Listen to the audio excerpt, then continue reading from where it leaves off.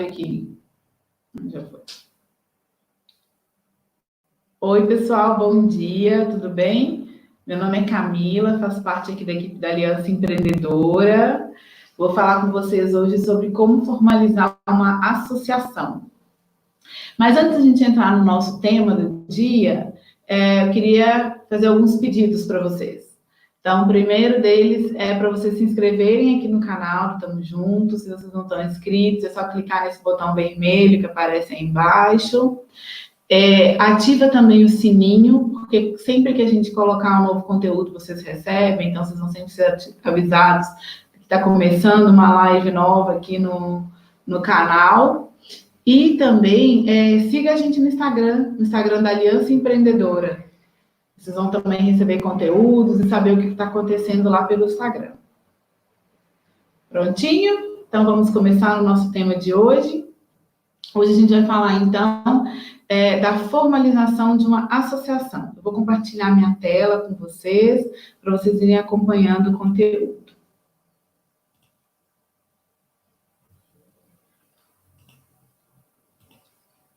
Deixa eu ver se ela vai aparecer aqui.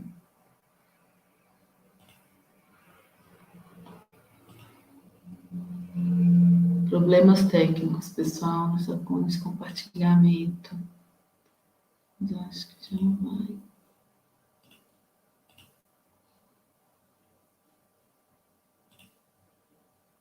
Aí.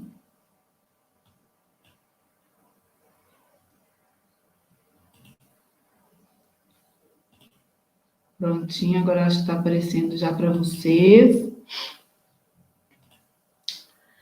Então, vamos conversar, saber um pouquinho mais o que é uma associação, como se formalizar, quem que normalmente se formaliza como associação.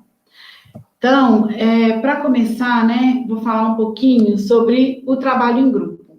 Juntar com outras pessoas, sejam profissionais da mesma área que você, sejam pessoas que têm um objetivo em comum com o seu, uma forma muito legal, muito interessante de se trabalhar, né? E aí, normalmente tem dois tipos de grupos que começam funcionando como grupo informalmente, né, que é o grupo produtivo, então que são profissionais que se reúnem para produzir em conjunto. Acontece muito com grupos de costureira, grupos de artesanato, por exemplo, né, que as pessoas se reúnem e vão produzir e vender coletivamente.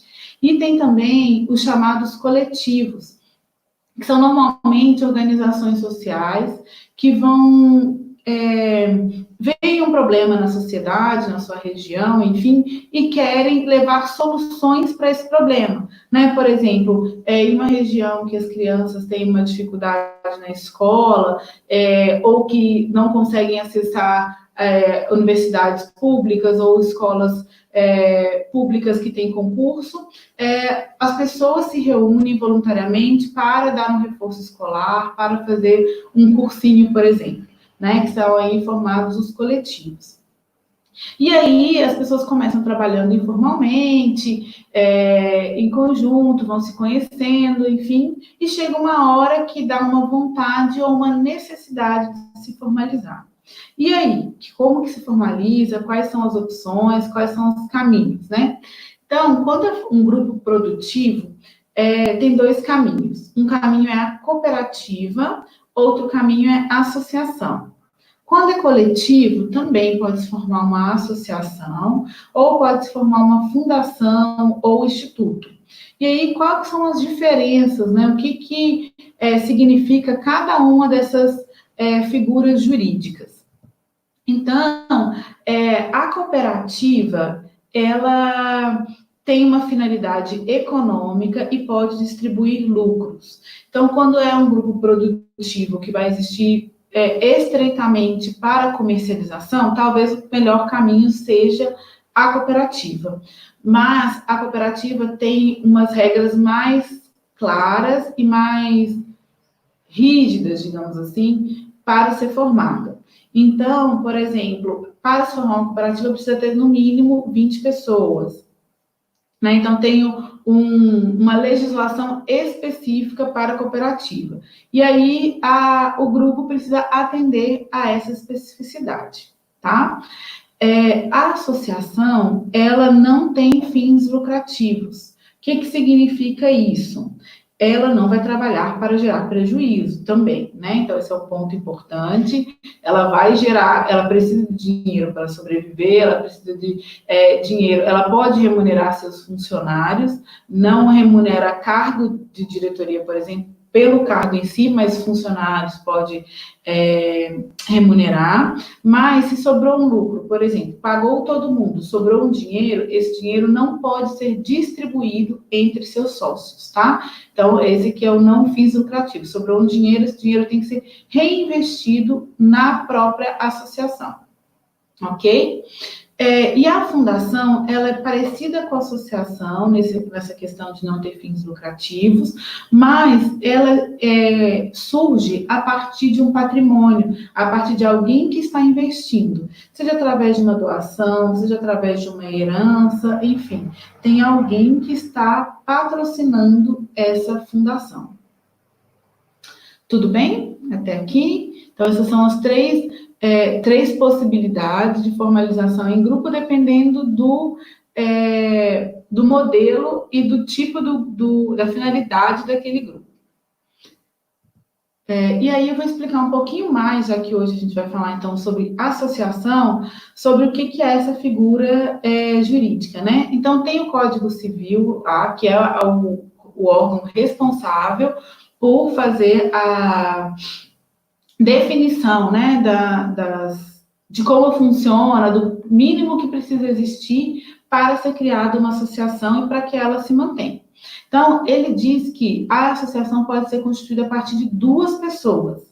Depois eu vou falar um pouquinho mais que existem alguns cargos que também precisam existir. Então, a gente vai ver que precisa de um pouco mais que 2 pessoas, porque essas 2 pessoas não podem ser todos os cargos que precisa ter uma associação.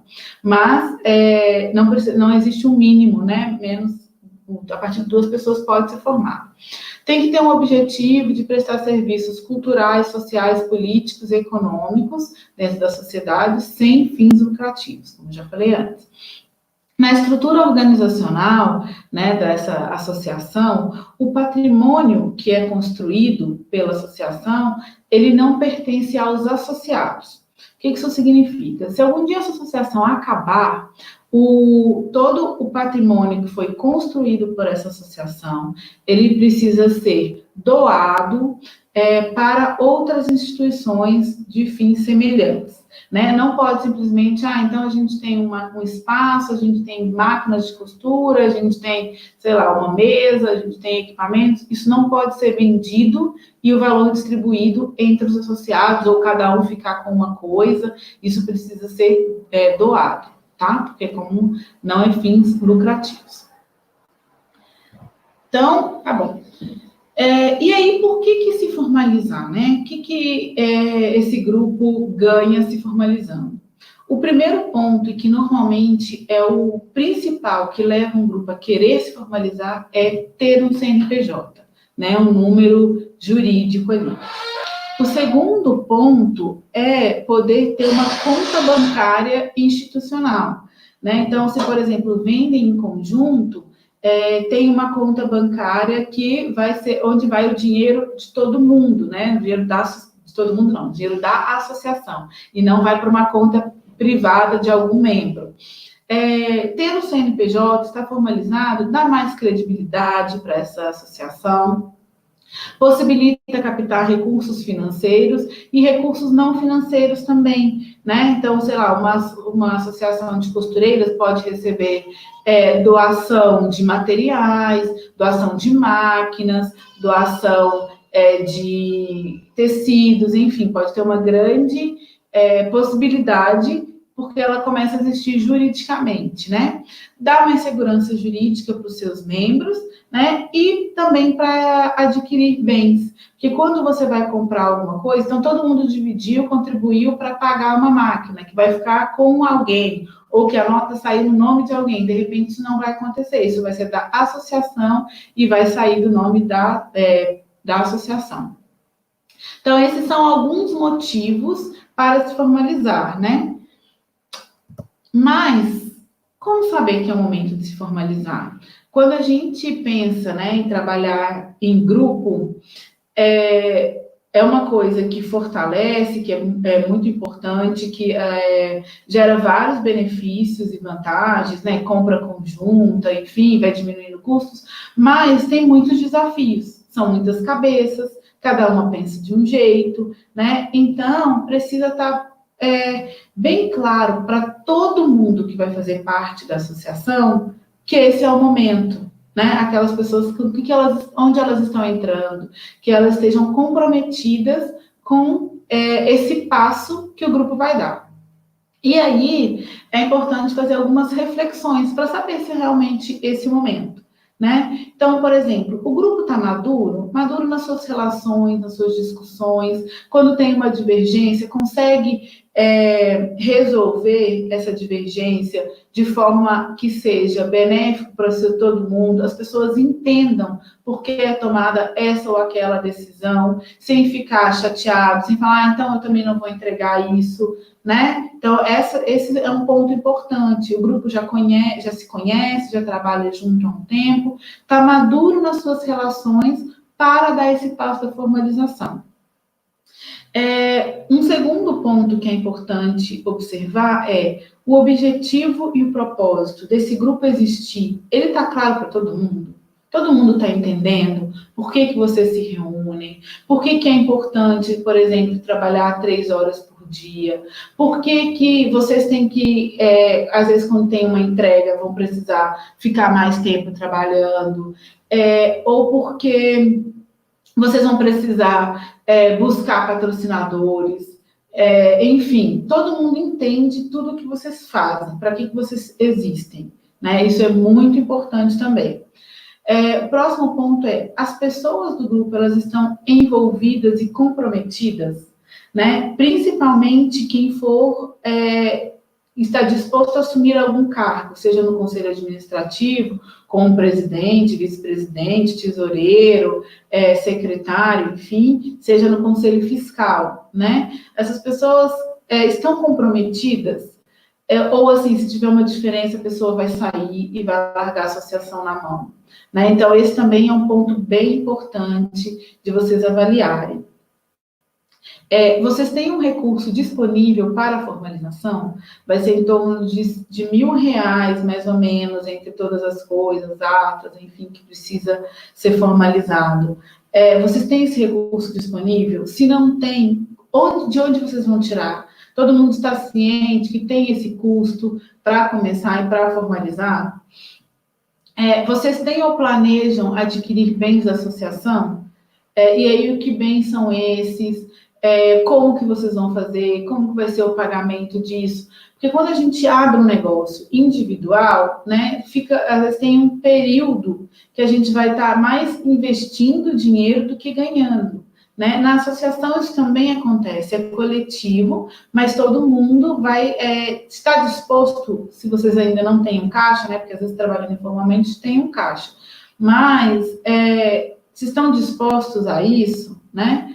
Então, esse é um ponto bem importante. E essa parte financeira, às vezes é até interessante vocês fazerem um estudo de viabilidade, que chama de viabilidade financeira, né? Colocar todos os custos que a associação vai ter, colocar quanto vocês recebem, seja por doação, seja por alguma campanha, seja pela venda de produtos, né? Então, começa a olhar ali se vai ter essa viabilidade, porque esse é um dos pontos que muitas vezes leva uma associação a se dissolver.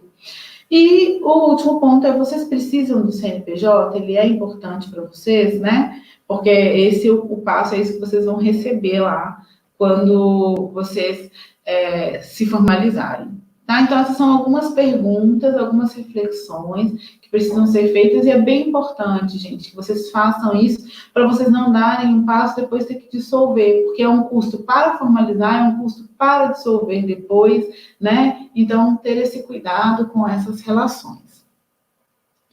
E aí, fez essa reflexão aí, e o grupo, de repente, resolveu, a gente não está seguro ainda, acho melhor a gente não dar esse passo e tal, mas não precisa parar o processo, porque surgiu esse desejo, essa necessidade de formalizar, então é importante, de repente, ir avançando com isso, aos poucos, até que vocês se sintam maduros, né? Ou se sintam preparados para formalizar. E aí, se não é esse o momento, como que vocês podem dar continuidade no processo? Um ponto super importante aqui, gente, é a pesquisa, né? Como eu falei lá no começo, de saber para que existe, entender mais o que é uma associação, entender os direitos, os deveres, as obrigações que isso vai implicar para vocês, né? Então, esse é um ponto muito importante. Vocês podem reunir com outras associações que já existem para trocar experiência, saber como que eles funcionam, chamar pessoas especialistas para falar, buscar conteúdo na internet, de repente assistir junto alguma palestra, alguma coisa que seja disponível. Então, esse é um ponto importante para vocês irem amadurecendo, entendendo como funciona e vendo se é esse caminho que vocês vão querer. Se vocês têm muita urgência para ter um MEI, mas ainda não acham que é o momento de ter desculpa, você tem muita urgência de ter um CNPJ, mas acham que ainda não é o momento de ter o CNPJ coletivo da associação, uma possibilidade as pessoas que estão dentro da associação e têm MEIs podem oferecer outro tipo de formalização, né? Esse CNPJ para determinadas ações. Então, sei lá, vai comprar a mercadoria, compra num CNPJ, vai vender, mas não pode vender todo mês, enfim, por aquele CNPJ, vai fazendo um rodízio. É uma forma de ir estruturando, né, até que vocês consigam formar a associação, mas já tendo o CNPJ ali. E um primeiro passo muito importante é criar as regras.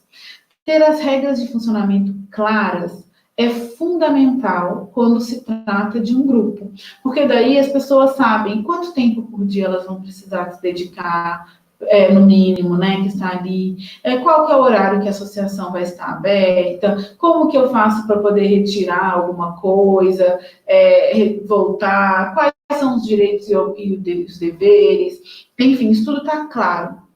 E existem 2 documentos que vocês podem começar a trabalhar esse ponto das regras. Um é o Estatuto Social. Esse estatuto é um documento formal da associação, tá?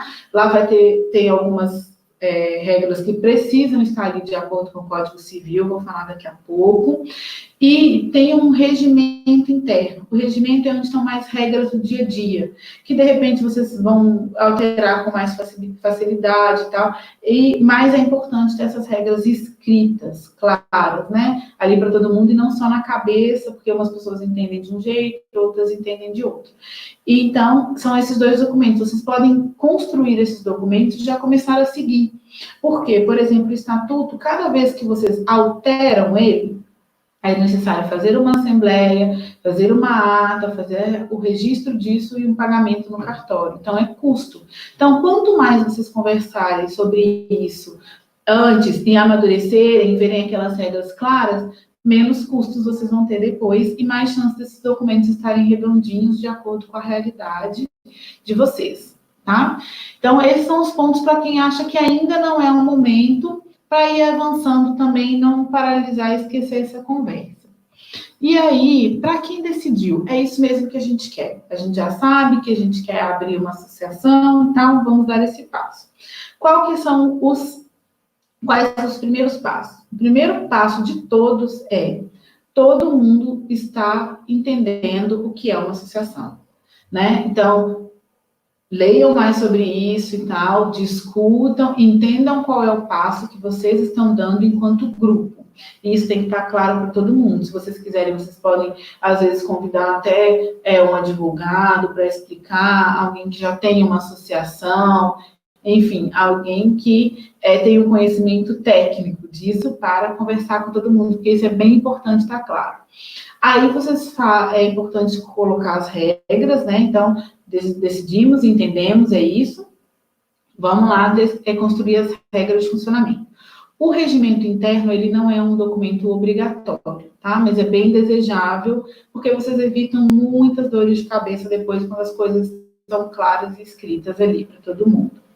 E o próximo documento, onde estão as regras, é o Estatuto Social. Então, como eu falei, esse estatuto ele é obrigatório. Quando for abrir a associação, vocês vão ter que levar esse documento. E dentro dele tem algumas cláusulas que precisam estar. Por exemplo, o nome da associação, quais são os objetivos, onde é a sede, quem pode ser sócio, como que essa pessoa pode entrar, como que pode sair, né?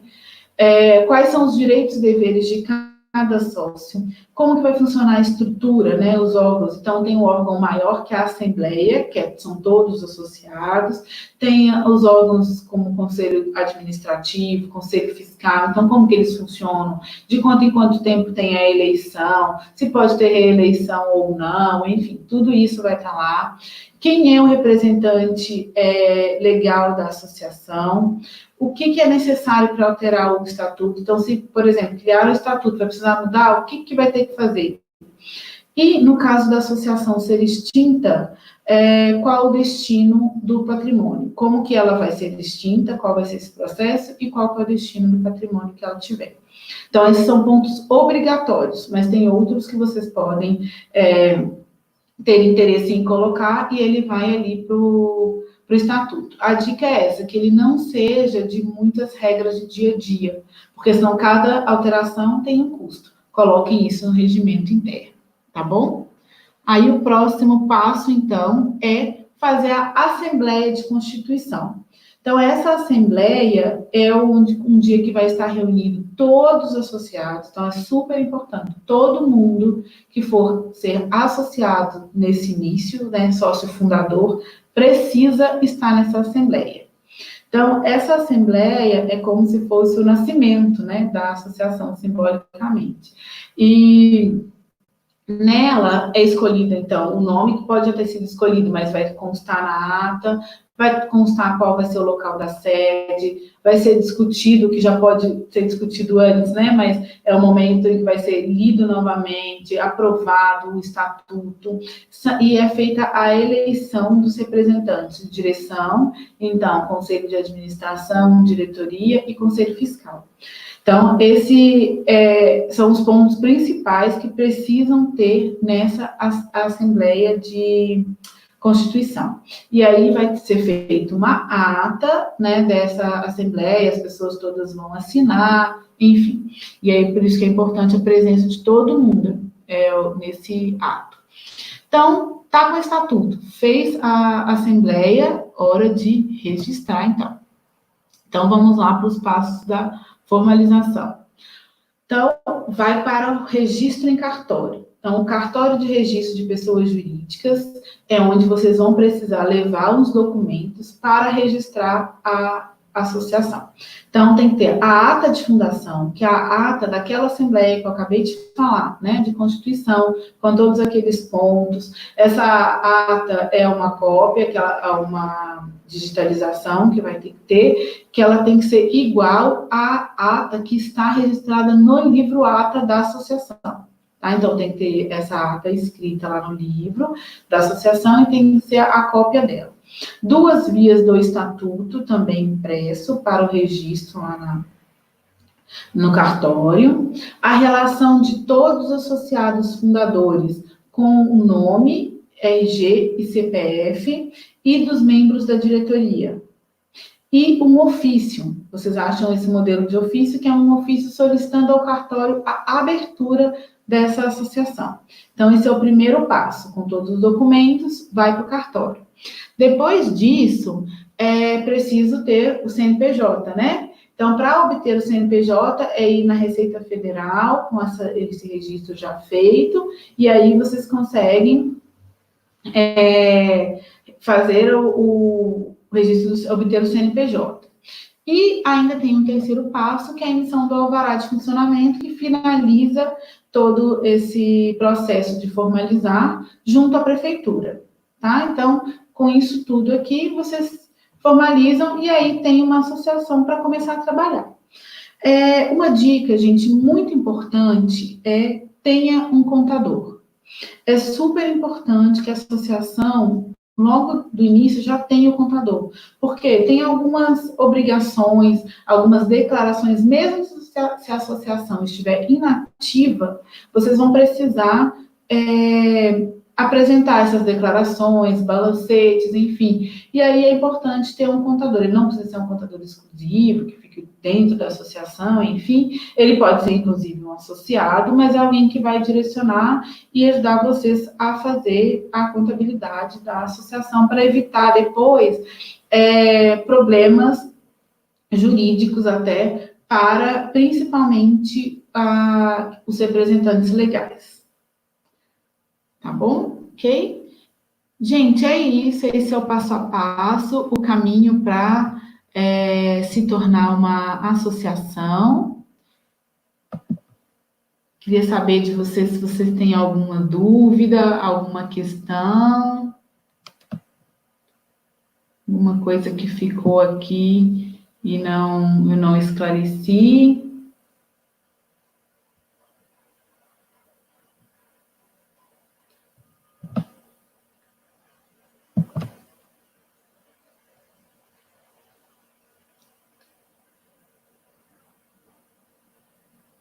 O Luciano aqui fez uma pergunta referente ao MEI, não está ligado à associação, né, que é a declaração. Luciano, tem alguns contadores que trabalham voluntariamente, né, porque o MEI até o primeiro ano também você consegue apoio de contadores voluntários. Então, você pode buscar esses contadores, de repente eles podem te ajudar com a declaração. Né? Então, é isso, gente. Assim como o MEI, né, tem a declaração anual, é um documento que precisa ser feito, a associação também tem suas obrigações, né? Por isso que é importante ter a presença do contador, como eu tinha dito lá.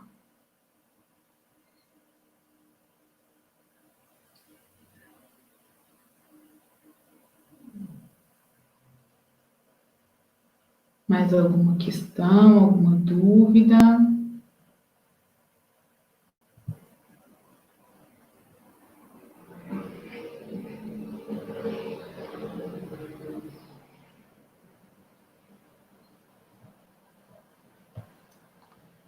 Bom, pessoal, então eu acho que é isso. Se depois vier alguma coisa, escreve para a gente aí nos comentários do YouTube ou do Facebook, e aí a gente também responde essas questões, tá bom? Ou quando for formar, ou quando conversar com o grupo, né? Acho que é nessa hora que começa a surgir mais dúvidas, quando o grupo se reúne e começa a pensar nesse dia a dia e como fazer, vão surgindo dúvidas, e aí a gente fica também à disposição de vocês. Tá bom? Então, muito obrigada a todos vocês por estar aqui. Eu tenho uma pergunta aqui que surgiu da Ângela. Ângel, se existe um número mínimo. Oficialmente, o número mínimo para formar associação são 2 pessoas. Então, o Código Civil fala que a partir de 2 pessoas você pode formar. Porém, como você tem que formar o conselho administrativo e o conselho fiscal, você vai precisar de mais pessoas, né? Vai depender do número de cargos que vai estar lá no seu estatuto, mas normalmente uma associação ela é composta pelo presidente, o vice-presidente, um secretário, um tesoureiro, que algumas vezes também tem vice, né? E o conselho fiscal precisa de pelo menos 2 pessoas, mas é sempre interessante que seja um número ímpar, então de 3 pessoas. Então aí dá em torno quase de 10 pessoas para se formar, para ter todos os cargos ali com seus vices, né? Oficialmente, mas pelo Código Civil, a partir de 2 pessoas já pode se formar uma associação.